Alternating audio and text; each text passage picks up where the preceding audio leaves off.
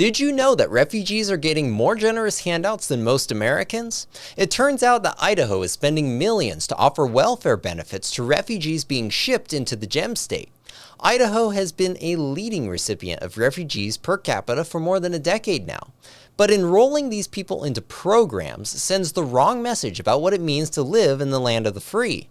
It discourages self-sufficiency, and it creates the illusion that America was made great by government handouts, not independent, hardworking Americans. This must stop.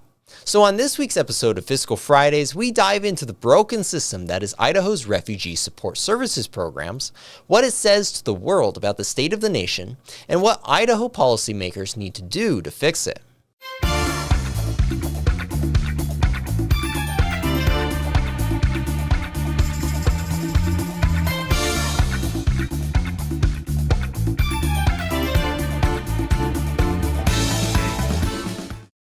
Idaho accepts more than her fair share of these refugees every year. In fact, we have been consistently among the top 5 states in refugee intake per capita since 2013.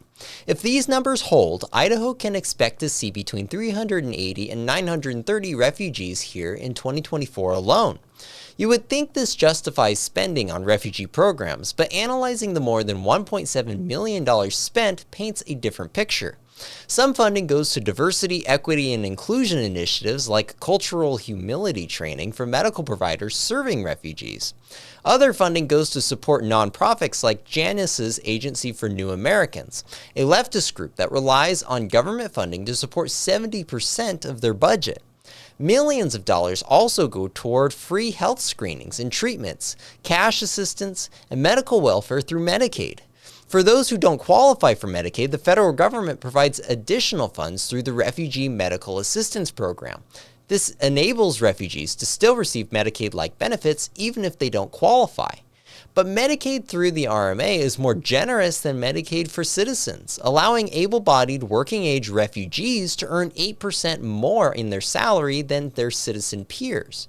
Thus, someone can get preference over American citizens, not even by virtue of their needs, but by where they came from. And by the way, we don't even know how much Medicaid is spending on refugees because the department doesn't track that information specifically. As a final note of absurdity within the program, the government spends more than $300,000 per year on a program to get refugees enrolled in other government programs. This is through funding so-called navigation services that are advertised to promote self-sufficiency, not government dependency. The United States developed a reputation as the land of opportunity not because the government met the people's every basic need.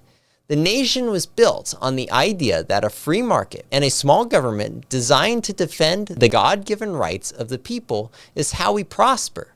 The radical departure from this concept is how we are failing. Creating the pipeline for government programs sends the wrong message about America. It also exacerbates the existing issues we already have with government dependency among our citizens.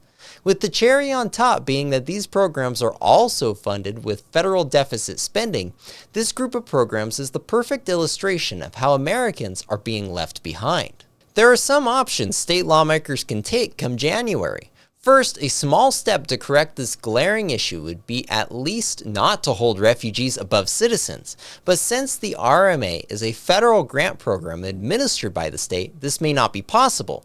So for now, a more effective state-level solution would be for the program to discontinue the handouts and rely on private sector organizations to serve this group.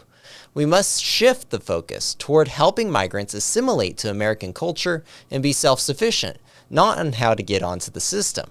Lastly, there should be pressure from Idaho policymakers against the Biden administration officials who send such a disproportionately large number of refugees to the gem state.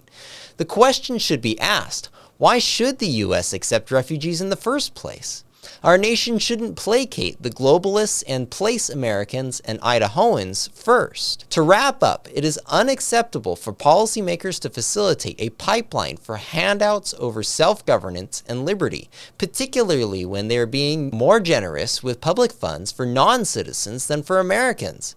Being the world's welfare state is unsustainable and only exacerbates the intra-national struggle with government dependency. It is time we return to the principles of small government and liberty that made this country somewhere worth coming to in the first place. Thank you for taking the time to watch this week's episode of Fiscal Fridays. Be sure to like, subscribe, and share to spread our message of freedom. Also, if you are interested in learning more about government waste, please be sure to get your free copy of the 2024 Pork Report. Be sure to visit idahofreedom.org/24pork to sign up.